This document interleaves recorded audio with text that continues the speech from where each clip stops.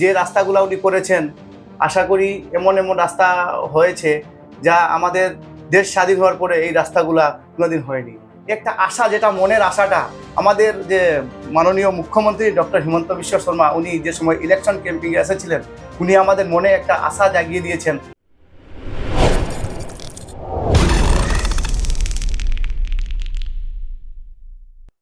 নমস্কার। আজকের বাতায়ন ডিজিটালের বার্তালাপ অনুষ্ঠানে আপনাদের স্বাগত জানাচ্ছি।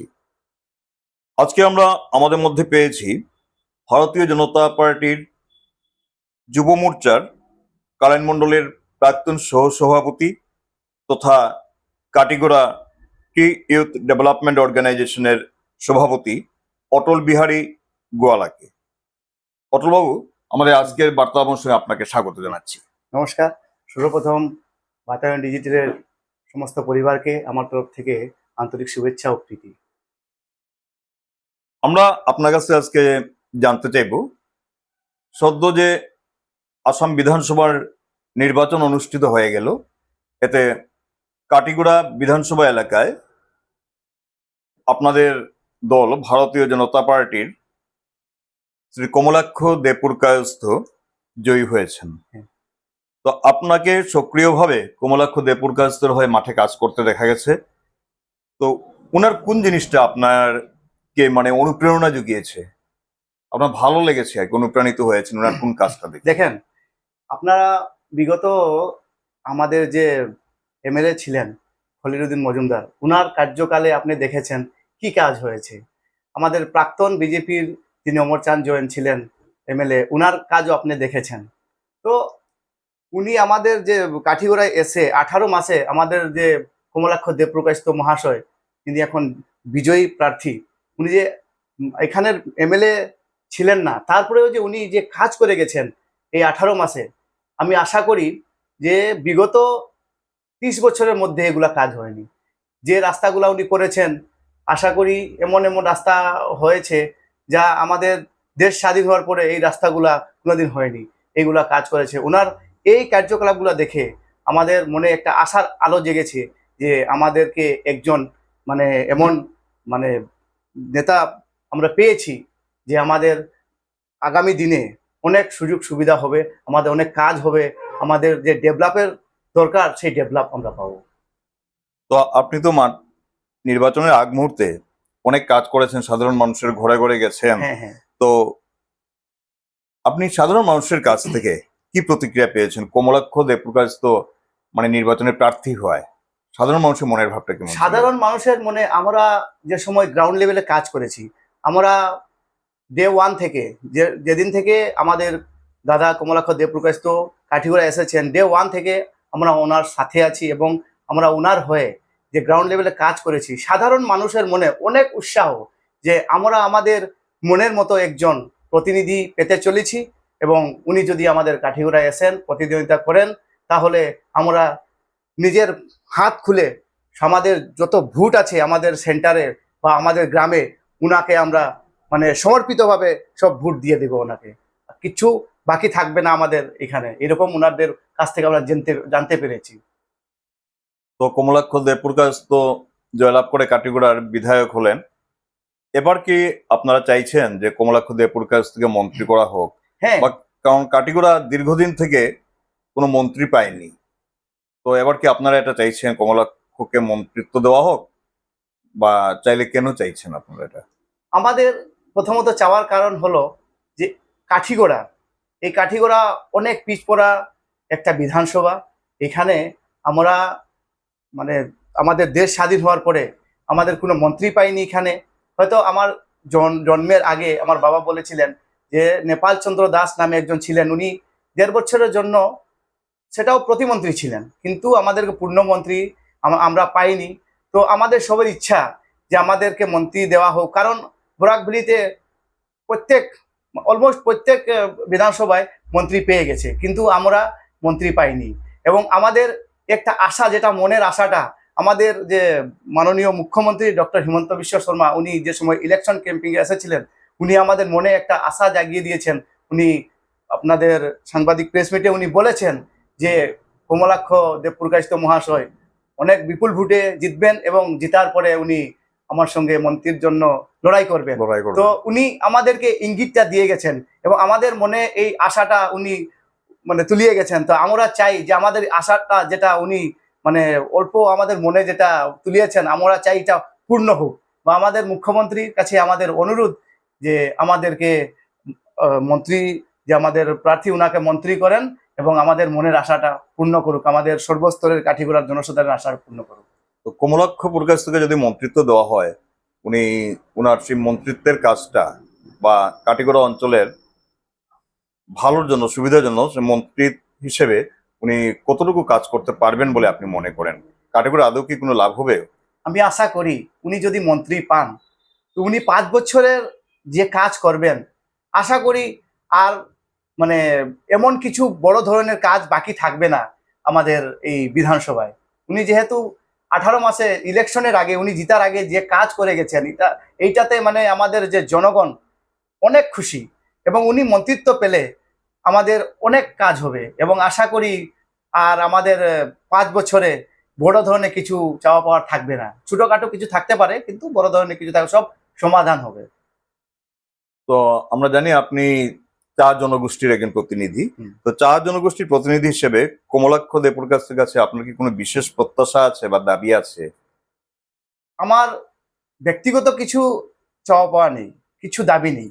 আমার একটাই ওনার কাছে অনুরোধ যে উনি আমাদের যে টি গার্ডেন যে অসুবিধাগুলো আছে, যেমন আমাদের একটা কথা উঠেছিল ইলেকশনের পূর্বে আমাদের মুখ্যমন্ত্রী উনি বলেছিলেন পাট্টা দেওয়া হবে আমাদেরকে, আমাদেরকে এসটি দেওয়া হবে, আমাদের টি গার্ডেন যারা চাকরি করে বা যারা দিনমজুর লোক ওনাদের বৃদ্ধি করা হবে, ওনাদের মজুরি বৃদ্ধি করা হবে। আমাদের একটা ডিমান্ড ছিল যে 551 টাকা, আমাদের আপার আসামের চা জনজাতি যারা আছেন ওনারাও এটা ডিমান্ড করেছে সরকারের কাছে যে 501 টাকা আমাদের হাজিরা এবং আমাদের যে ভূমিগুলো আছে যেখানে আমাদের চা জনগোষ্ঠীর লোক বসবাস করে সেটা পাট্টা প্রদান করা এবং আমাদেরকে এসটি প্রদান করা। তো আমি আমাদের যে বিজয়ী প্রার্থী শ্রীযুক্ত কমলাক্ষ দেবপ্রকাশ মহাশয় ওনার কাছে এটাই অনুরোধ রাখবো যে উনি যাতে আমাদের এই সমস্যাগুলা উনি অ্যাসেম্বলিতে তুলে ধরেন এবং আমাদের এটা যাতে মানে বাস্তবায়িত হয়, এটাই আমি ওনার কাছে আশা করি। আচ্ছা, 2021 থেকে 2026 পর্যন্ত বেশ কিছু সরকারি চাকরি হয়েছে আসামে, হ্যাঁ, হ্যাঁ, সেটা অস্বীকার করা যায় না। হ্যাঁ। কিন্তু চা জনগোষ্ঠী ছেলে মেয়েদের সংখ্যা তুলনামূলকভাবে কিছুটা কম দেখা যাচ্ছে। এর মূল কারণটা আপনি কি বলে মনে করেন? দেখেন, এটা কি এটা শিক্ষার অভাব নাকি এটা সচেতনতার তো অভাব? 1 নম্বর হলো শিক্ষার অভাব। শিক্ষার অভাব কি এটা আমি বলে দিচ্ছি। কারণ আমাদের চা বাগান গুলা যেখানে মানুষ দিনমজুর হয়তো এখন 250 টাকা 254 টাকা হয়েছে, আগে ছিল আপনার 230 টাকা। তো এখানে 230 টাকায় আপনি মনে করেন একজন লোক পরিবার চালাবে না নিজের বাচ্চা কাচ্চাকে উনি উচ্চশিক্ষিত করবেন? তো আমাদের মানে যে বাগানগুলার বাচ্চারা পিছিয়ে পড়ার মূল কারণ হলো যে আর্থিকভাবে আমাদের অনেক অসুবিধা আছে, আমরা ভালো লেখাপড়া করতে পারি না বা আমাদের যারা ছোট ছোট ভাই বোন আছে ওনারা পড়ালেখা করতে পারে না এই আর্থিক অসুবিধার কারণে। তো এটাই হলো মূল কারণ এবং কিছু কিছু আছে যারা কিছু মানে ঘরে কিছু আছে বা নিজের জায়গা জমি আছে ওরা কিছু কিছু করতে পেরেছে। তো আমি সরকারের কাছে এটাই নিবেদন করব যাতে আমাদের প্রত্যেক বাগানে বাগানে এক একটা হায়ার সেকেন্ডারি মানে করে দেওয়ার জন্য এবং এমনভাবে এক একটা স্কুল মডেল স্কুল উনি বানান যাহাতে আমাদের প্রাইভেট স্কুলগুলো আছে যেরকম প্রাইভেট স্কুলগুলোতে ফ্যাসিলিটি আছে বা যেরকম পড়ালেখা হয় পড়াশোনা হয় এইরকম এর চেয়েও বেশি এর চেয়েও ভালো যাতে মানে হয়, ওইটা আমাদের মুখ্যমন্ত্রী বা আমাদের প্রতিনিধি ওনাদের কাছে আমার বিনম্র অনুরোধ যাতে এই ব্যবস্থাটা ওনারা করে দেন। তো আগামী দিনের সরকারি চাকরিতে চা জনগোষ্ঠীর ছেলে মেয়েদের মানে সুযোগ পাওয়ার ক্ষেত্রে কোনো বিশেষ সংরক্ষণের প্রয়োজন আছে বলে কি আপনি মনে করেন? হ্যাঁ, এটা তো প্রয়োজন আছে কিন্তু বিগত কয়েকদিন আগে আমাদের মুখ্যমন্ত্রী উনি বলেছেন 3% আমাদের রিজার্ভেশন উনি দেবেন এবং প্রত্যেক মেডিকেল কলেজে 3% রিজার্ভেশন আমাদের আছে। পোস্ট উনি বলে দিয়েছেন 63 না 64 এমনই বলে দিয়েছেন। এটা বাগান অঞ্চলের ছেলেগুলা জন্য এটা রিজার্ভ থাকবে, এটা উনি বলে গেছেন এবং এটা আমাদের দরকার। কারণ বাগানের মানুষ গরিব থাকে, ওরা মানে হাই ফাই পড়ালেখা করতে পারে না। এক সংরক্ষণ থাকার দরকার। আমরা দেখেছি গত নির্বাচনে সঞ্জু মুন্ডা বলে একজন চা জনগোষ্ঠীর লোক, উনি প্রতিদ্বন্দ্বিতা করেছেন। তো উনার এই প্রতিদ্বন্দ্বিতার পেছনে কোনো বড় রাজনৈতিক দলের কোনো প্রভাব আছে কি, ওই জিনিসটা আপনার কাছে কেমন লাগছে?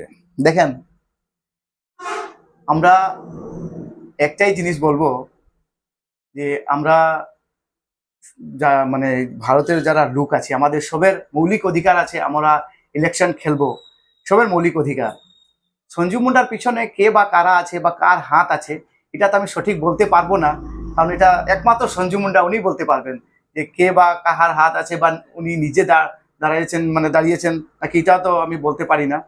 তো সঞ্জু মুন্ডা কোনো ফ্যাক্টর নেই। আমি আগে একবার আপনাদের সাংবাদিকদেরকে বলেছি যে সঞ্জু মুন্ডা কোনো ফ্যাক্টর নয়, কারণ সঞ্জু মুন্ডা নিজের হয়তো ব্যক্তিগত কোনো কারণে দাঁড়িয়েছে, নতুবা কে দাঁড়া করেছে, এটা ওনার পার্সোনাল ম্যাটার, কিন্তু এই সঞ্জু মুন্ডা কোনো ফ্যাক্টর নয়। আচ্ছা আচ্ছা। তো কমলাক্ষ দেববর্মা তো মন্ত্রী হলেন, ভারতীয় জনতা পার্টি এবারও নিরঙ্কুশ সংখ্যাগরিষ্ঠতা লাভ করেছে আসাম বিধানসভায়। হ্যাঁ, তো আগামীতে আপনি মুখ্যমন্ত্রী হিসেবে, আগামী বলতে আমি বলতে চাইছি যে বর্তমানে যে মন্ত্রিসভা গঠিত হবে, এতে আপনি মুখ্যমন্ত্রী হিসেবে কাকে দেখতে চান, দেখেন, বা তাকে আমাদের দেখতে যাওয়ার কারণটা কি? আমরা চাই আমাদের মামা হিমন্ত বিশ্ব শর্মা, উনাকে আমরা আমরা আমাদের সিএম মুখ্যমন্ত্রী হিসাবে দেখতে চাই, কারণ উনি যে কাজ করে গেছেন আসামে। বিগত যে মুখ্যমন্ত্রী ছিলেন, যত মুখ্যমন্ত্রী ছিলেন, উনাদের চেয়ে অনেক বেশি ভালো, অনেক ভালো ভালো স্টেপ নিয়েছেন, অনেক ভালো কাজ করেছেন। উনার কর্মের উপরে, কাজের ভিত্তিতে আমরা চাই উনাকে আবার সিএম, উনাকে মুখ্যমন্ত্রী চাই। কারণ উনি যে যে প্রকল্প করেছেন, আপনি দেখেন, উনি মহিলা উদ্যমিতা, তারপরে আপনার পড়ালেখা করা যারা বেকার ছেলেদেরকে সিএম ত্রিপুলে প্রদান করেছেন। উনি অরুণোদয় 1250 টাকা, এটা বেড়ে 3000 টাকা হবে। উনি এখন আমাদের কে চাল যেটা ফ্রি দিচ্ছে, সঙ্গে ডাল দিচ্ছে, চিনি দিচ্ছে, লবণ দিচ্ছে, এটাও মানে আপনার তেল এবং চা পাতা এটাও দিবেন উনি। তো এটাও উনি বলেছেন ফ্রি করে দেবেন। তো উনি গরিবের জন্য চেয়েছেন এবং গরিবের সিএম। আমি মনে করি উনি গরিবের সিএম। উনার অনেক তীক্ষ্ণ দৃষ্টি গরিবের দিকে আছে। ওই কারণে আমরা চাই সকল স্তরের আমরা যারা আছি, সবে আমার সবেদের সবার মনে একটাই আশা যে আমরা আবার দ্বিতীয়বারের মতো আমরা সিএম মুখ্যমন্ত্রী দেখতে চাই উনাকে। একটা কথা বা আপনাদের দলেও সমর্থকদের মুখে প্রায় শোনা যায় যে হিমন্ত বিশ্ব শর্মা নাকি মানে আসামের সর্বকালের সর্বশ্রেষ্ঠ মুখ্যমন্ত্রী। তো হ্যাঁ, এতে আপনি কি একমত? একমত একমত। ঠিক আছে, আপনার সঙ্গে অনেকক্ষণ আলাপ করলাম। তো শেষ যেটা আপনার কাছে জানতে চাইবো, হ্যাঁ, যেহেতু আপনি চা জনগোষ্ঠীর প্রতিনিধিত্ব করছেন, যে চা জনগোষ্ঠীর প্রতিনিধি হিসেবে আপনি বর্তমান সরকারের কাছে হুম। চা জনগোষ্ঠীর জন্য প্রধানত কোন তিনটি জিনিস চাইবেন? আমি আপনাকে প্রথমে বলেছি, আমাদের চা জনজাতির জন্য এসটির সংরক্ষণ, আমাদেরকে এসটি দেওয়া হোক। তারপরে আমাদের যে চা বাগানে কাজ করেন, ওনাদেরকে 551 টাকা হাজিরা করা হোক। তারপরে আমাদের চা জনজাতির যারা লোক বসবাস করে এই ভূমিতে, ওটা পাট্টা প্রদান করা হোক। এবং আরেকটা, আপনি তিনটা বলেছেন, আমি আরেকটা বলে দিচ্ছি, যেটা আমাদের প্রত্যেক বাগানে বাগানে মডেল স্কুল করা হোক, অন্তত একটা একটা হায়ার সেকেন্ডারি করা হোক, যাহাতে আমাদের বাগানের বাচ্চারা উনারা পড়ে এবং উনাদের পড়ার সুযোগ হয়। কারণ আপনি দেখেন, কালাইন হায়ার সেকেন্ডারি আছে, আমার বাসা ডিগাবর চা বাগানে, ওখান থেকে এখানে আসতে ডেইলি 20 টাকা যায়, 600 টাকা মাসে যায়। একজন লেবার এটা বহন করতে পারবে না। তো আমাদের যদি বাগানে বাগানে একটা হায়ার সেকেন্ডারি, ভালো স্কুল থাকে, তাহলে এই টাকাটা ওনাদের সেভ হবে বা পড়ালেখার ইচ্ছা থাকবে। এই টাকা পয়সার অভাবে মানুষ নিজের বাচ্চা কাচ্চাকে পড়াতে পারে না। এই যে আপনার ভাড়া ডেইলি 20 টাকা কোথায় থেকে দেবেন, ওই কারণে বাচ্চাগুলা পড়ালেখা থেকে বঞ্চিত থাকে বা মা বাবা স্কুলে দিতে পারে না। ওই কারণে আমার অনুরোধ আমাদের মুখ্যমন্ত্রীর কাছে যে আমার এই যে চারটা যে দাবি, এই দাবিটা উনি পূরণ করেন অতি সত্বর। ঠিক আছে, আমরাও চাই আপনার সেই রাজনৈতিক ইচ্ছাটা পূরণ হোক। আজকে বাতায়ন ডিজিটালে এতটা সময় আপনি দিয়েছেন, এর জন্য আপনাকে আমরা আন্তরিক ধন্যবাদ জানাচ্ছি। ধন্যবাদ। সুপ্রিয় দর্শক মণ্ডলী, আমরা এতক্ষণ কথা বললাম শ্রী অটল বিহারী গোয়ালার সঙ্গে। অটল বিহারী গোয়ালা কালাইন মন্ডল বিজেপির প্রাক্তন যুব মোর্চা সহসভাপতি, সে সঙ্গে কাটিগড়া টি ইউথ ডেভেলপমেন্ট অর্গানাইজেশনের সভাপতি। আশা করি ওনার কথাগুলো আপনাদের ভালো লেগেছে। তো সবাই সঙ্গে থাকবেন। আবারও সবাইকে অসংখ্য ধন্যবাদ।